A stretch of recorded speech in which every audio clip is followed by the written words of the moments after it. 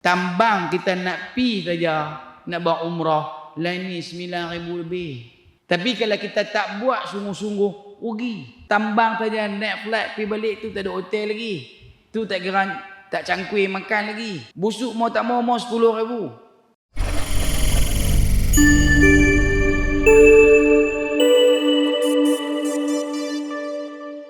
Bil Karim Muhammad sallallahu alaihi wasallam. ثم إلى أرواح والدينا ومشائخنا ووالدهم ومشائخهم وجميع المسلمين والمسلمات والمؤمنين والمؤمنات والمعلمين والمعلمات شأول الله الفاتحة. أعوذ بالله من الشيطان الرجيم. بسم الله الرحمن الرحيم. الحمد لله رب العالمين. الرحمن الرحيم. مالك يوم الدين. إياك نعبد وإياك نستعين. اهدنا الصراط المستقيم. صراط الذين أنعمت عليهم غير المغضوب عليهم ولا الضالين.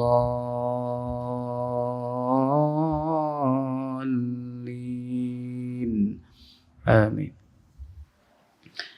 بسم الله الرحمن الرحيم. الحمد لله رب العالمين. وبه نستعين والعاقبة للمتقين ولا عدوان إلا على الظالمين.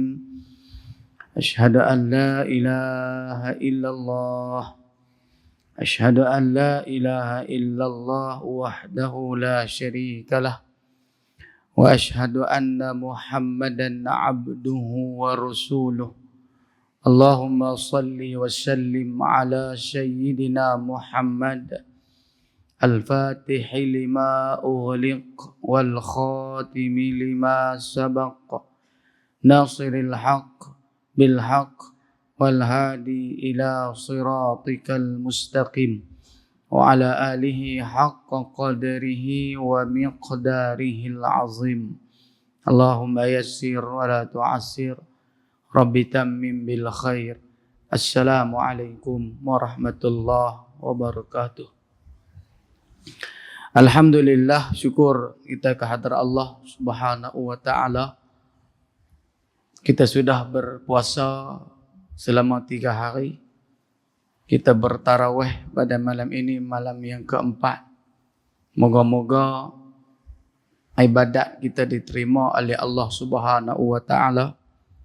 Doa kita kepada Allah Subhanahu wa taala bermulanya daripada bulan Rajab. Allahumma barik lana fi Rajab wa Sya'ban wa ballighna Ramadan. Dan alhamdulillah Allah taala panjangkan umur kita sehinggalah ke hari ini kita berpuasa pada hari ini, alhamdulillah. Dan hari ini adalah hari Khamis, maka memperbanyakkan selawat kita ke atas junjungan besar Nabi kita Nabi Muhammad sallallahu alaihi wasallam.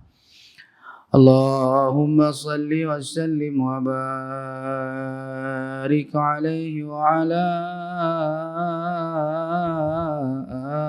alihi wa sahbihi sallallahu sallam alaihi. Sallallahu Rabbuna ala nuril mubin Ahmad al-Mustafa Sayyidil mursalin. Sallallahu Rabbuna ala nuril mubin Ahmad al-Mustafa Sayyidil mursalin. Sallallahu Rabbuna ala nuril mubin Ahmad al-Mustafa Sayyidil mursalin. Sallallahu Rabbuna على النور المبين أحمد المصطفى سيد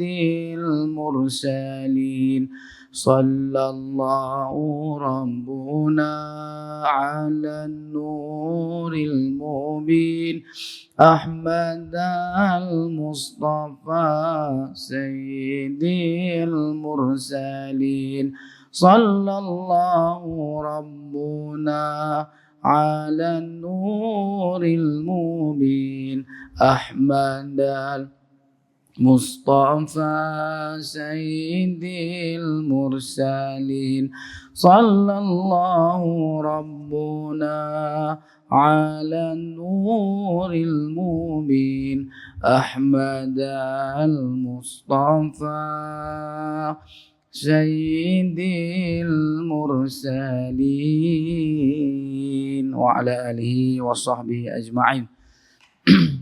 Kita masuk pada hadis Nabi sallallahu alaihi wasallam dalam kitab Zadul Haramain fi Makkah wal Madinah.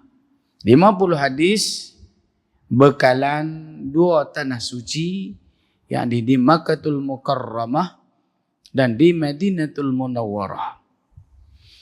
Hadis yang ketujuh, Allahumma shalli ala Muhammad. Keistimewaan 3 buah masjid. Istimewanya 3 buah masjid, yakni Masjidil Haram, Masjidil Nabawi dan juga Masjidil Aqsa.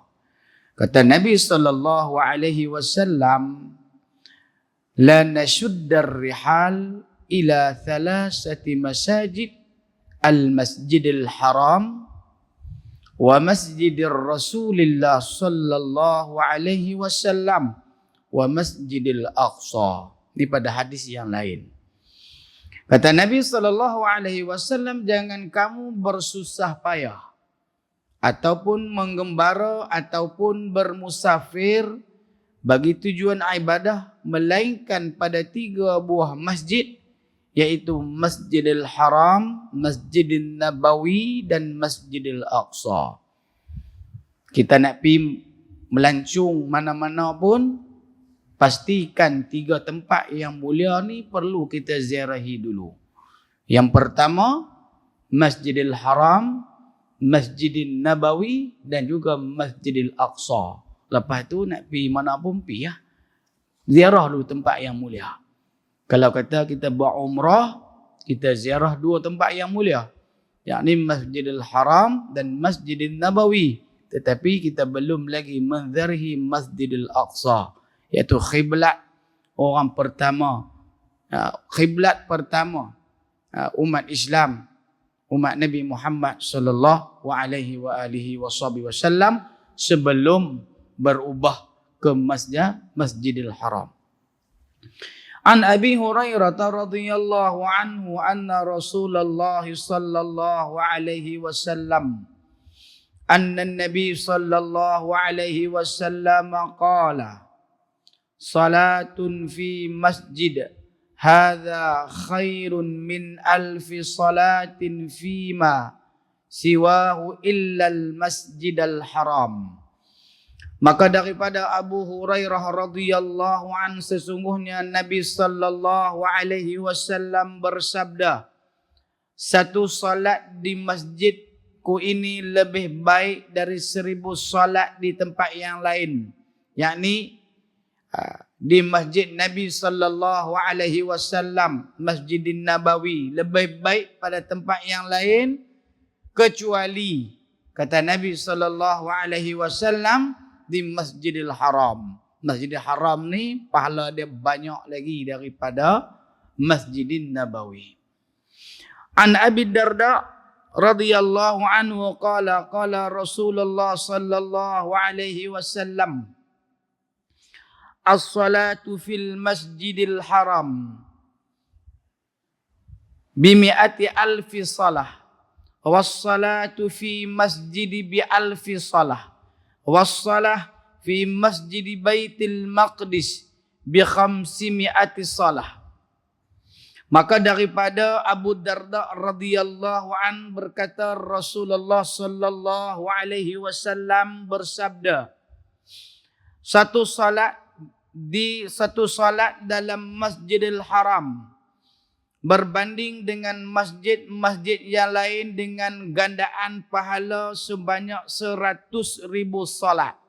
Sebab itulah ayah-ayah, ibu-ibu yang dimuliakan oleh Allah Subhanahu wa taala, apabila kita direzekikan oleh Allah untuk kita menunaikan umrah, ziarah Masjidil Haram, ziarah Masjidin Nabawi, jangan kita tinggalkan, jangan kita menjadi orang yang lalai ketika mana kita berada di Masjidil Haram, nak jalan merata, nak kena kopi nu merata.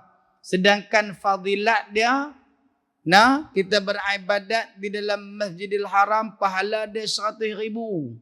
Ni awak kita nak pergi melilau mata. Kalau kita dah selalu dah pergi buat umrah sampai 5-6 kali dah, apa salahnya kita duduk dalam Masjidil Haram sambil kita beriktikaf? Takkan dapat lebih pada tu. Nah, banyak saya tengok. Nah, dah 5-6 kali nak jalan juga.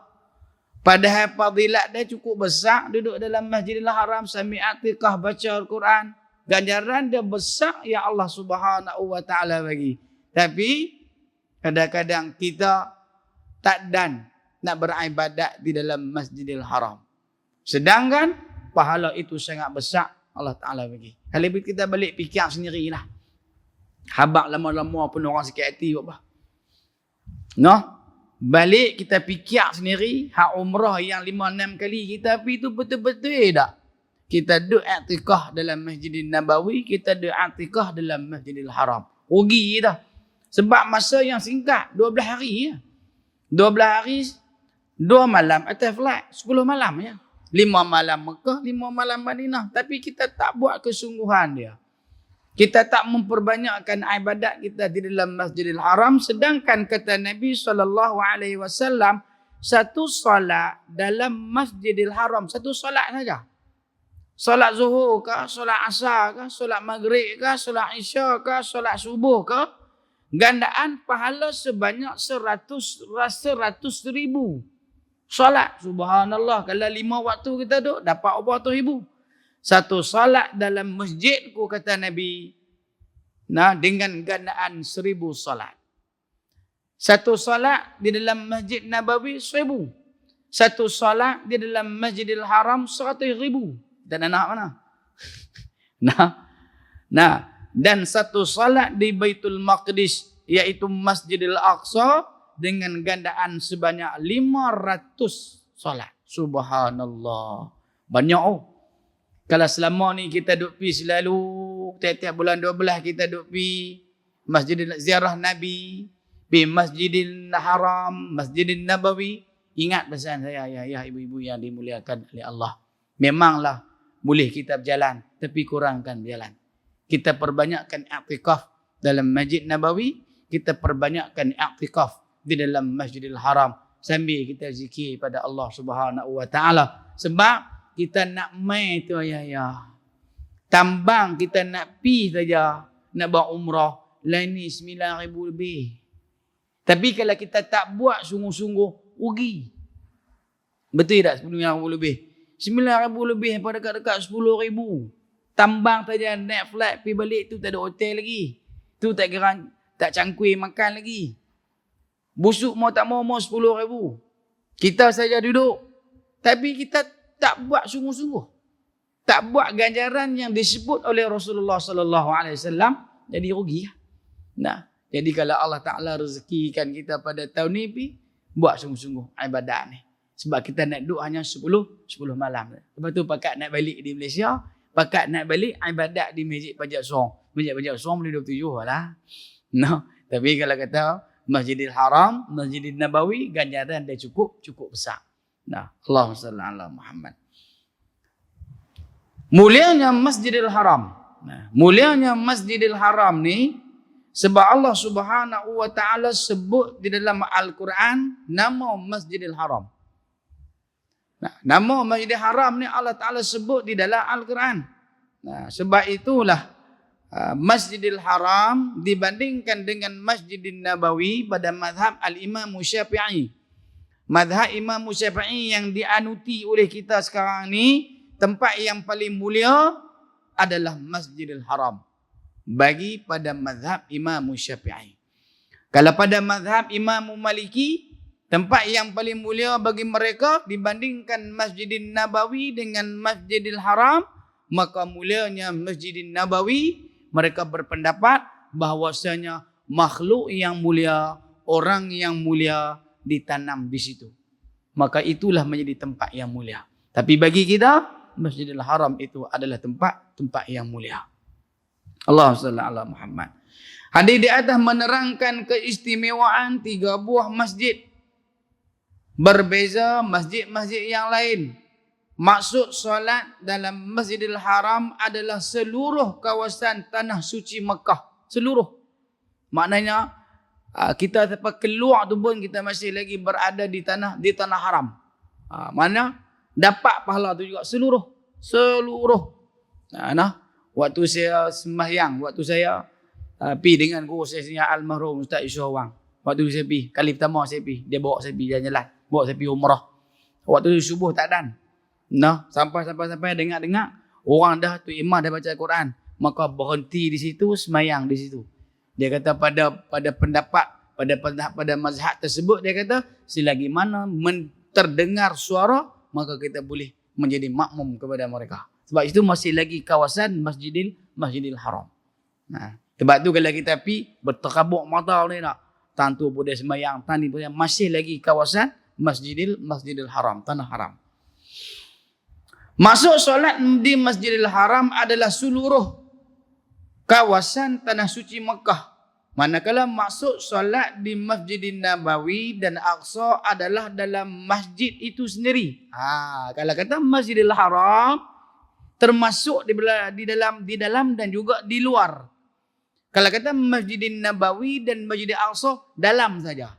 Hak ni yang kita duk penin bila kita pergi Masjidil Nabawi, hak duk depan pada tu imam pun dah. Hak duk luar pusing tu. Hak duk luar pusing ni. Kan dalam ni dah Masjidil Nabawi kita sembahyang. Hak duk pusing tu. Kan ada orang duk pusing kawasan, kadang-kadang lebih pada tu imam pun dah. Itu nak kira macam mana? Tak dapat lah.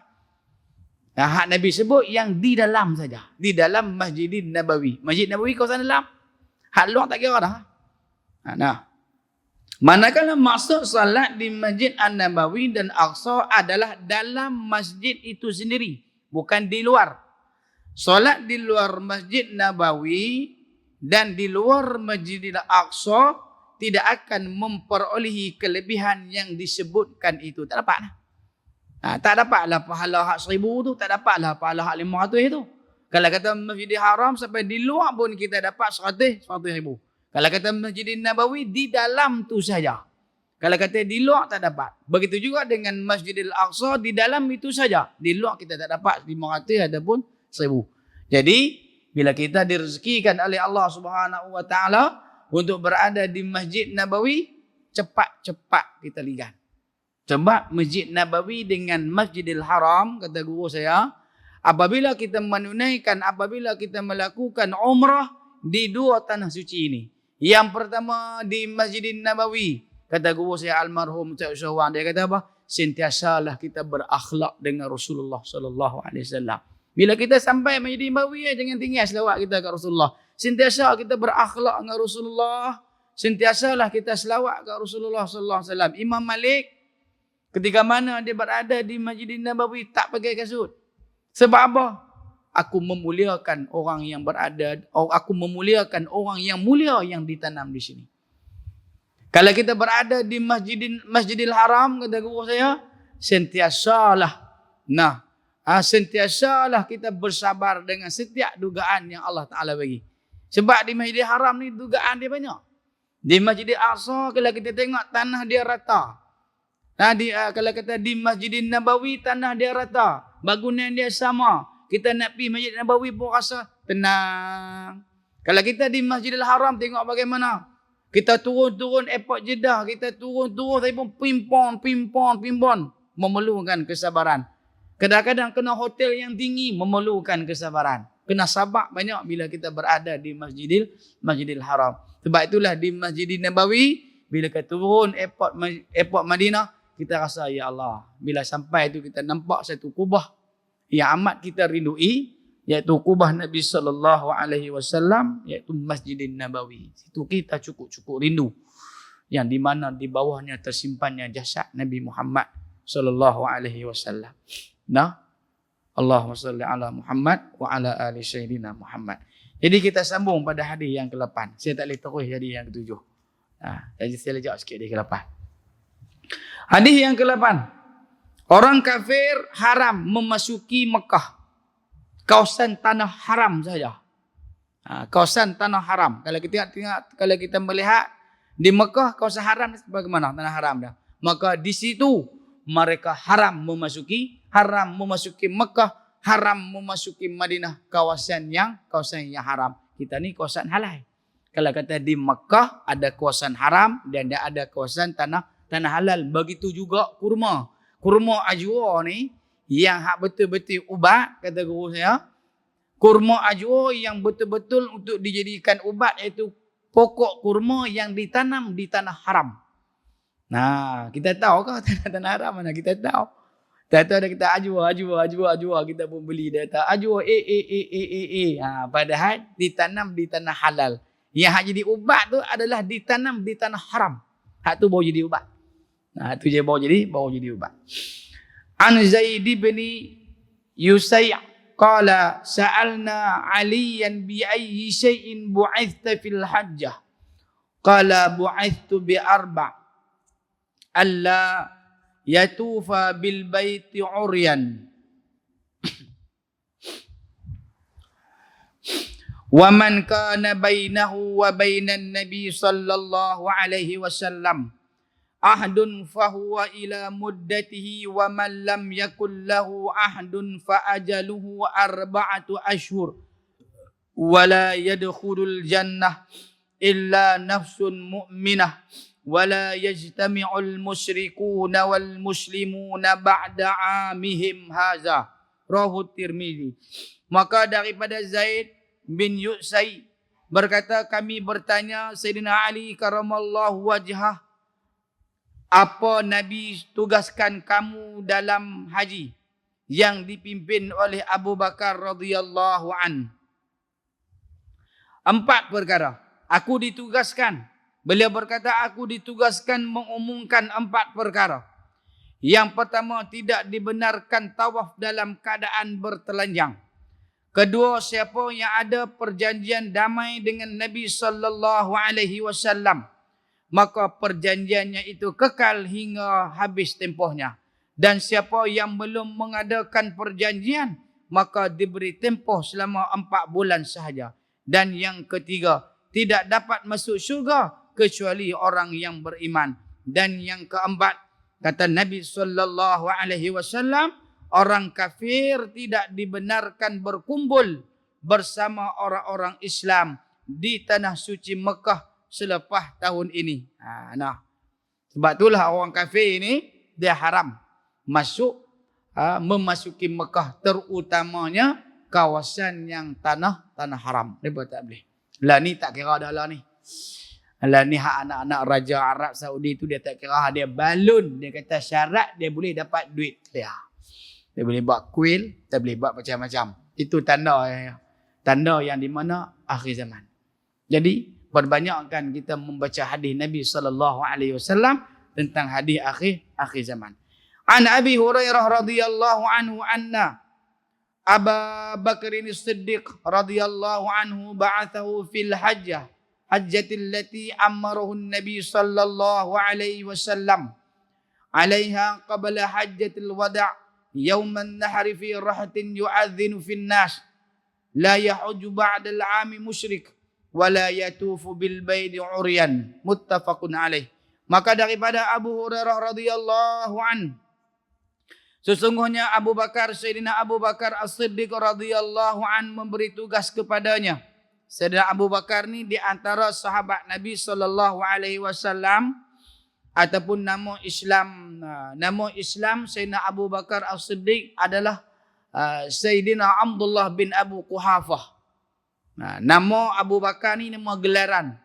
Sayyidina Abu Bakar ni gelaran yang Nabi berikan kepadanya setelah mana dia berkahwin dengan anak setelah mana Nabi SAW berkahwin dengan anak Sayyidina Abu Bakar, iaitu Sayyidatina Aisyah radhiyallahu anha.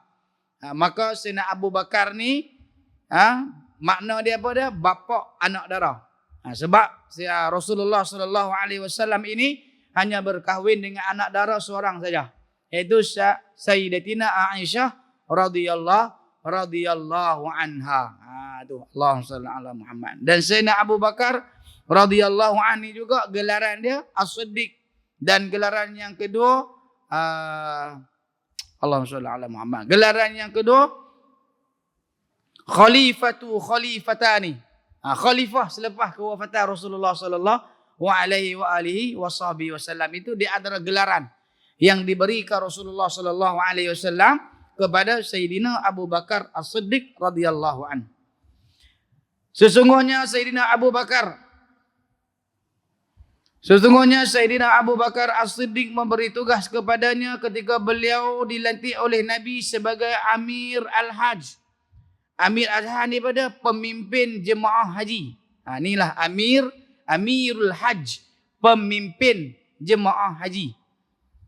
Sebelum baginda menunaikan haji Al-Wada', supaya Abu Hurairah mengumumkan pada hari 10 Zulhijjah di hadapan orang ramai, jemaah haji selepas tahun ini tidak dibenarkan lagi orang musyrik menunaikan haji, dan tidak dibenarkan seorang pun tawaf dalam keadaan bertelanjang. Orang musyrikin dulu ni, kafir musyrikin dulu ni, ketika mana adanya mereka mengelilingi Kaabah itu dalam keadaan bertelanjang, maka diharamkan oleh Rasulullah sallallahu alaihi wasallam. Haji mula difardukan di penghujung tahun ke-6 Hijrah. Tetapi Nabi sallallahu alaihi wasallam dan para sahabat tidak dapat menunaikan pada waktu itu kerana keadaan kota Mekah belum selamat buat kaum muslimin. Tahun tersebut baginda cuba memimpin jemaah umrah, tetapi tidak dibenarkan masuk di tempat yang bernama Al-Hudaybiyah, ataupun lebih kurang kita sebut sebagai perjanjian Hudaybiyah di antara tentera Islam, di antara Nabi SAW dengan orang Quraisy. Pada tahun berikutnya, tahun ke-7 Hijrah, baginda datang sekali lagi untuk menunaikan umrah qada.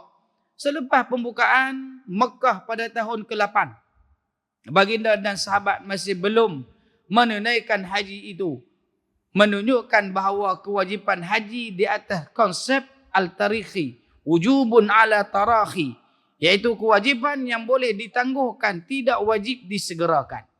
Pada tahun ke-9, tahun yang ke-7 tak boleh lagi. Tahun yang ke-8 pun tak boleh lagi. Masuk pada tahun yang ke-9, Nabi SAW melantik Sayyidina Abu Bakar As-Siddiq radhiyallahu an sebagai Amir Al-Hajj, Amirul Hajj, iaitu pemimpin jemaah haji. Beliau ditugaskan memimpin jemaah haji daripada Madinah ke Makkah. Baginda tidak turut serta dalam rombongan ini kerana baginda tahu masih ramai orang kafir yang melakukan tawaf bertelanjang. Sebab tu Nabi tak pergi. Baginda tidak selesa dengan suasana begitu. Jadi tugas Abu Bakar, Sayyidina Abu Bakar As-Siddiq radhiyallahu an, selain daripada menjadi Amirul Hajj, beliau juga ditugaskan untuk menegur perbuatan orang-orang kafir tersebut, supaya pada tahun akan datang, tahun ke-10 Hijrah, tidak ada orang yang tawaf telanjang. Sebab kerana tahun hadapan itu baginda sallallahu alaihi wasallam merancang akan memimpin jemaah bagi menunaikan haji. Haji tersebut dikenali sebagai Haji Al-Wada', iaitu haji perpisahan, haji lah. Rasulullah sallallahu alaihi wasallam menunaikan haji sekali ya. Itu haji perpisahan. Sebab itulah kita tengok dalam khutbah wada', khutbah perpisahan Nabi sallallahu alaihi wasallam. Nabi pun dah nak bertemu dengan Allah Subhanahu wa taala. Selepas Abu Bakar, Sayyidina Abu Bakar dan jemaahnya bergerak meninggalkan Madinah. Nabi SAW memerintahkan Sayyidina Ali karamallahu wajhah untuk mengejar mereka dan turut serta dalam rombongan haji itu. Beliau diamanahkan untuk membacakan beberapa ayat daripada surah At-Taubah yang baru diturunkan kepada baginda sallallahu alaihi wasallam. Allah berfirman dalam surah At-Taubah ayat 1 hingga ayat 4. Surah Taubah pada juzuk yang ke-10. Surah Taubah inilah di antara surah yang tak pada baca bismillah. Tuh, kita baca tuh. Sebab berlakunya di dalam peperangan. Bara'atum minallahi wa rasulihi ila alladhina ahadtum minal musyrikin. Fasi'u fil ardi arba'ata ashhurin wa'alamu annakum ghairu mu'jizillah wa anna allaha mukhzil kafirin. وأذان من الله ورسوله إلى الناس يوم الحج الأكبر أن الله بريء من المشركين ورسوله فإن تبتم فهو خير لكم وإن توليتم فاعلموا أنكم غير معجز الله وبشر الذين كفروا بعذاب أليم إلا الذين عاهدتم من المشركين ثم لم ينقصوكم شيئا ولم يظاهروا عليكم أحدا فأتموا إليهم عهدهم إلى مدتهم إن الله يحب المتقين. Shadaqallahul azim. Ini ayat Al-Quran yang diturunkan kepada Nabi Muhammad sallallahu alaihi wasallam, surah Taubah ayat 1 hingga ke-4. Dan waktu itu Nabi sallallahu alaihi wasallam ajak Sayyidina Ali karamallahu wajhah, dan Sayyidina Ali karamallahu wajhah baca kepada para sahabat Nabi sallallahu alaihi wasallam, termasuklah Sayyidina Abu Bakar As-Siddiq radhiyallahu anhu. Ini adalah pemutusan tanggungjawab pembatalan perjanjian. Bara'atum minallahi wa rasulih. Ini adalah pemutusan tanggungjawab pembatalan perjanjian daripada Allah dan Rasulnya terhadap kaum kafir musyrik yang kamu mengikat perjanjian setia dengan mereka. Oleh itu hendaklah kamu wahai kaum musyrik bergerak di muka bumi dengan bebasnya selama 4 bulan. Dan ketahuilah bahawa kamu tidak terlepas daripada azab siksa Allah. Dan ingatlah sesungguhnya Allah akan menghina orang-orang kafir dengan bala bencana di dunia dan azab siksa di akhirat.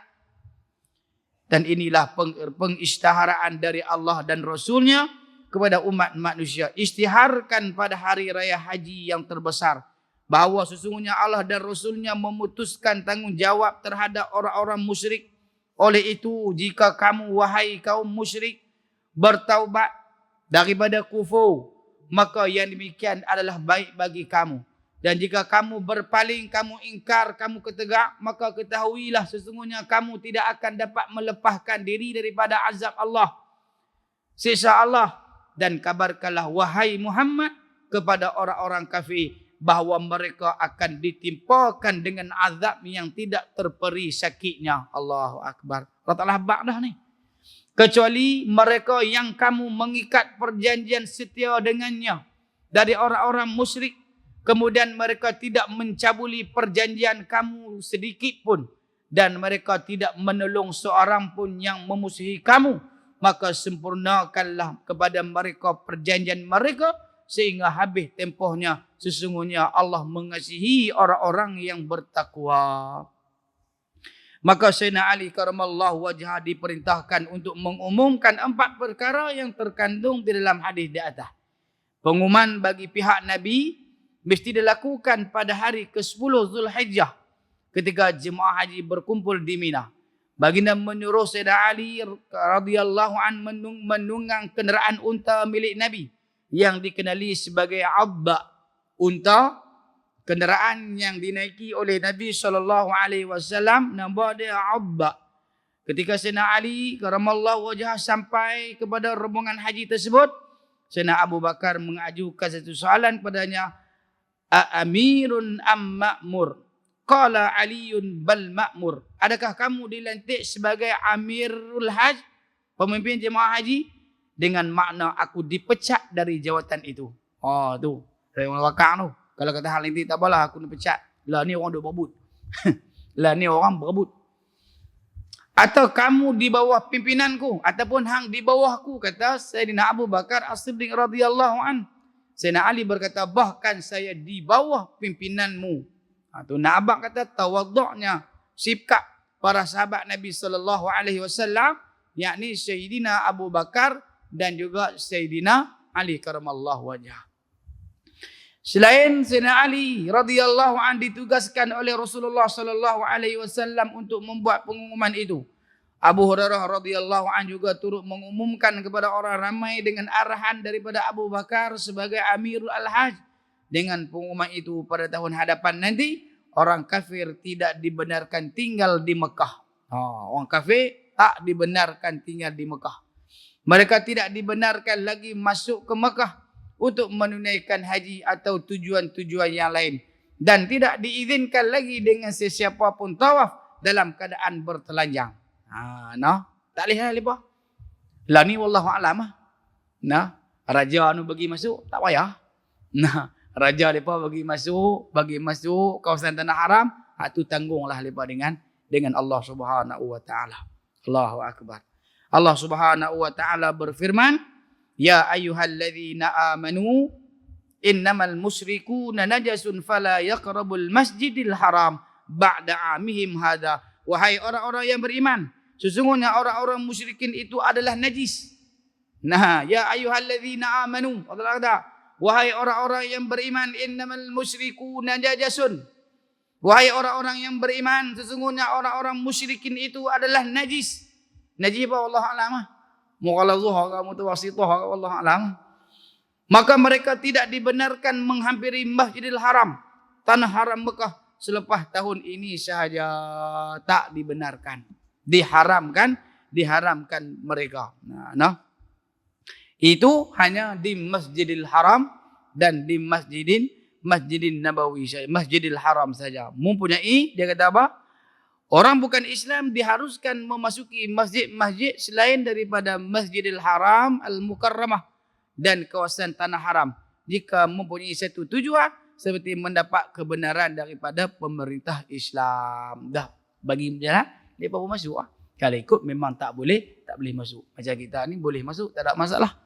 Kalau kita nak buat PA system tapi lebih baik kita cari yang orang Melayu. Orang Melayu yang boleh buat. Allahu akbar. InsyaAllah apa yang baik daripada Allah Subhanahu wa taala kita habis pada hadis yang ke-8. Saya cuba meringkaskan saja. Sebab apa? Masa nak masuk mungkin 6 dah. Mungkin lagi ayah-ayah lagi, ibu-ibu lagi nak goreng lauk lah, apalah. Kita tulis panjang-panjangkan masa. Sebab saya pun lagi nak balik nak beli kulim tu. Tera nak jumpa Kak Walam Yamim. Ayam mineral siap-siap dah dalam betul tu. Nak tahu kuku azan, takut jam pun insya-Allah. Bismillah. Apa yang baik daripada Allah, maka yang buruk, yang kurang baik itu adalah daripada kelemahan diri saya sendiri. Kita tutup. Tadi kita buka dengan selawat kepada Rasulullah sallallahu alaihi wasallam. Kita tutup pun kita selawat juga ke atas Nabi Muhammad sallallahu alaihi wa alihi wasallam. Allahumma salli wa sallim wa barik alaihi wa ala alihi wa sahbihi wa zawjatihi wa dhurriyyatihi sallallahu wasallam alaihi. Allahumma salli salatan kamilatan wa sallim salaman tamman ala sayyidina Muhammadin alladhi tanhallu bihi al-uqadu wa tanfariju bihi al-kurabu wa tuqadha bihi al-hawaiju wa tunalu bihi ar-ghaibu wa husnul khawatimi wa yustasqal qamamu biwajhil karim wa ala alihi wa sahbihi في كل لمحة ونفس بعدد كل معلوم لك. اللهم صل وسلم وبارك عليه وعلى آله وصحبه وزوجاته وذرياته صلى الله عليه. بسم الله الرحمن الرحيم. الحمد لله رب العالمين، والصلاة والسلام على رسول الله الأمين وعلى آله وصحبه أجمعين. يا الله بها، يا الله بها، يا الله بحسن الخاتمة. يا الله بها، يا الله بها، يا الله بحسن الخاتمة.